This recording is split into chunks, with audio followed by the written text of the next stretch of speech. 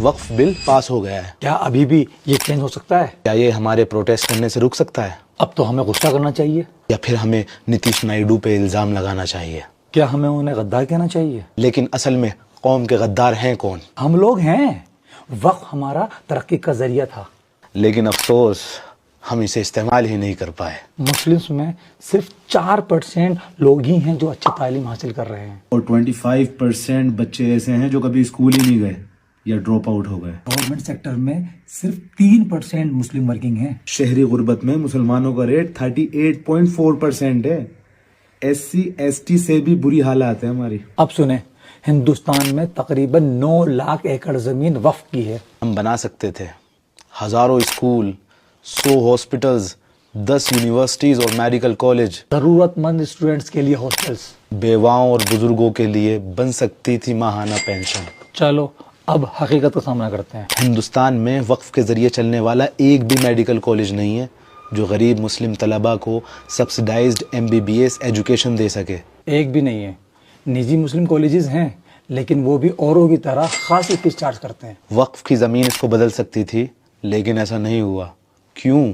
70% وقف کی زمین پر قبضہ کر لیا گیا ہے یا اس کا غلط استعمال ہو رہا ہے. وقف بورڈ مس مینجمنٹ اور سیاست سے بھرا ہوا ہے. کوئی اسٹریٹجک پلاننگ نہیں ہے، کوئی کمیونٹی ویژن نہیں ہے، کوئی اکاؤنٹیبلٹی نہیں. ہم دوسروں پہ الزام لگانے میں جلدی کرتے ہیں اور کبھی سوال نہیں کرتے. ہم نے اپنی ریسورسز کے ساتھ کیا کیا؟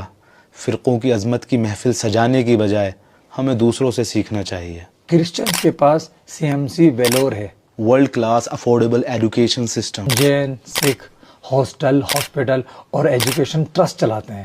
اور ہم امت بحث کرتے ہیں، فرقوں میں بٹے ہوئے ہیں، لڑتے ہیں آپس میں، پھر پیچھے رہ جاتے ہیں اور روتے ہیں. لیکن ہم نے جان بوجھ کر اپنے آپ کو پیچھے چھوڑ دیا ہے. وقف صرف زمین نہیں ہے، یہ کئی زندگیوں کا سہارا تھا. آج یہ کھویا ہوا ورثہ ہے لیکن آپ فکر نہ کریں. ہماری نسلیں بہری گونگی ان پڑھ گنوار ہوں گی. وہ نہیں پوچھیں گی کہ تمہارے پاس سب کچھ تھا، تم نے کچھ کیوں نہیں کرا، کیونکہ وہ جان ہی نہیں پائے گی کہ وقف کیا تھا. ہم صرف کھانے کے لیے پیدا ہوئے ہیں. چکن، مٹن، بریانی، نہاری اس کی فیمس ہے، وہاں سے لے آؤ. نہیں وہ کچا چاول لگاتا ہے. کیا بدتمیزی ہے یار. پیٹ بھر لو اور سو جاؤ. ہم سو رہے ہیں.